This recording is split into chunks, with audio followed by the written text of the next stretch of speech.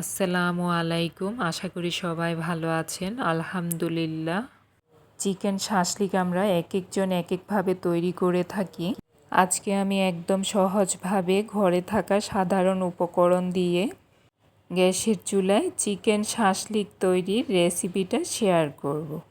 এই রেসিপিটি চাইলে আপনি রমজানের ইফতার হিসেবে অথবা ঈদের দিন সকালে ডাইনিংয়ে ইউনিক একটা রেসিপি হিসেবে রেখে দিতে পারেন।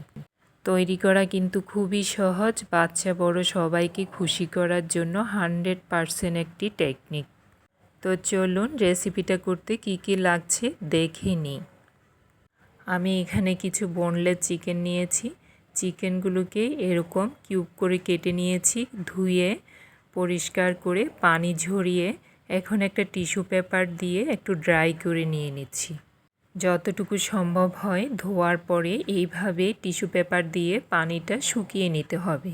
সবগুলো চিকেন টিস্যু পেপার দিয়ে এইভাবে মুছে নিয়েছি। রমজানের সময় ইচ্ছে করলে সকালে এভাবে ম্যারিনেশন করে রেখে দিতে পারেন, সন্ধ্যায় ইফতারিতে খুব সহজে ভেজে নিয়ে নিতে পারেন। এখন কিছু লেবুর রস দিয়ে দিলাম 1 টেবিল চামচ পরিমাণ। সারাদিন রোজা রাখার পর একদম সহজ একটা রেসিপি, বাচ্চা বড় সবাইকে খুশি করার দারুণ একটা ইফতার আইটেম।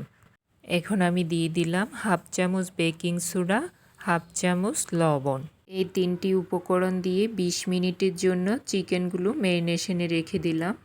20 মিনিট পর এখন আমি বাকি মশলাগুলো অ্যাড করব। 1 টেবিল চামচ রসুন বাটা, 1 টেবিল চামচ আদা বাটা, 2 টেবিল চামচ টমেটো সস, 2 টেবিল চামচ সয়া সস, 1 টেবিল চামচ ধনে জিরে গুঁড়ো একসাথে, 1/2 চামচ লাল মরিচের গুঁড়ো, 1/2 চামচ গোলমরিচের গুঁড়ো, সাথে দিয়ে দিলাম 1/2 চামচ হোমমেড গরম মশলার গুঁড়ো।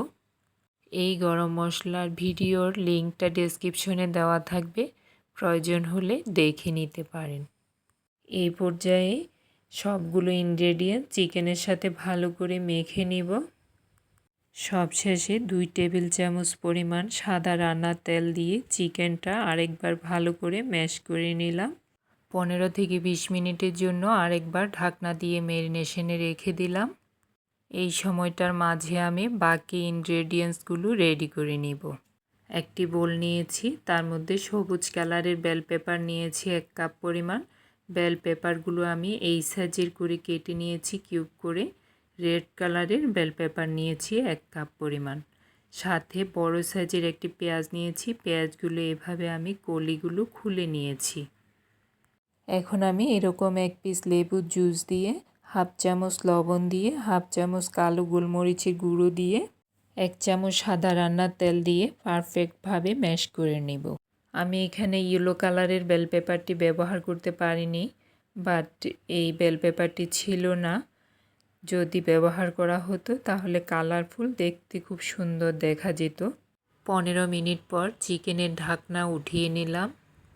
এখন কিছু শাসলিক নিয়েছি। শাসলিকগুলোকে আমি 15 থেকে 20 মিনিট পানিতে ভিজিয়ে রেখেছিলাম।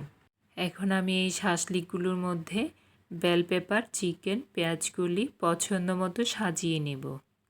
শাসলিকগুলোকে একটু ভিজিয়ে নিলে শাসলিকের স্ট্রাকচারটা একটু মজবুত হয়। অনেক সময় দেখা যায় চিকেন গাঁথার সময় শাসলিকটা ভেঙে যায়, ওই ভেঙে যাওয়ার প্রবণতাটা কম থাকবে।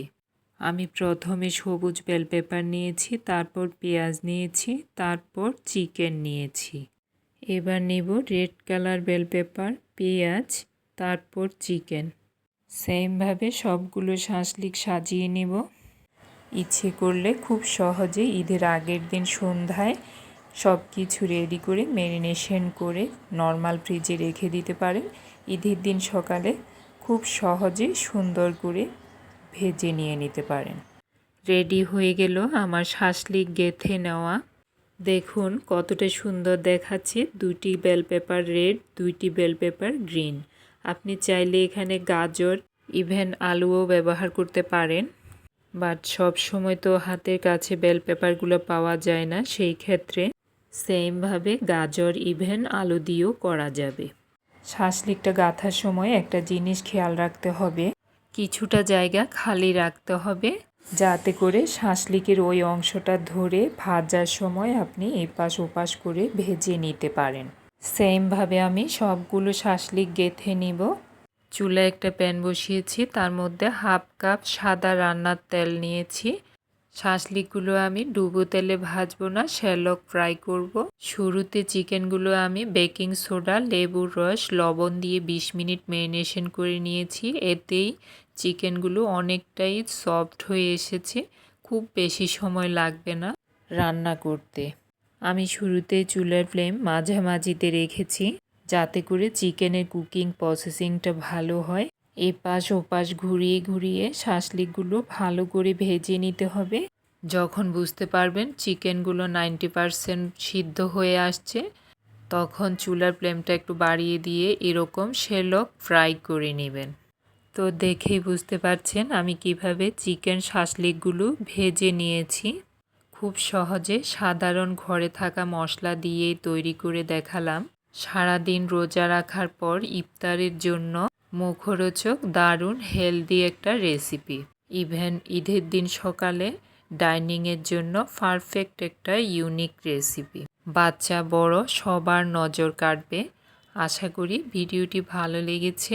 ভালো লেগে থাকলে আমাকে সাপোর্ট করে সাথে থাকার অনুরোধ রইল। আর যারা সাপোর্ট করে সাথে আছেন তাদেরকে অসংখ্য ধন্যবাদ। আমার চ্যানেলে নতুন যে বন্ধুরা এসেছেন প্লিজ আমাকে পোস্টে একটু নক করে যাবেন, তাহলে আমি খুব সহজে আপনাদের কাছে পৌঁছাতে পারবো। আপনার হাতের তৈরি প্রতিটি খাবার আপনার পরিবার ইভেন বাচ্চাদের জন্য স্বাস্থ্যকর ইভেন হেলদি। আজ এখানেই শেষ করলাম। সবার সুস্বাস্থ্য কামনা করে ভালো থাকবেন। আল্লাহ হাফেজ।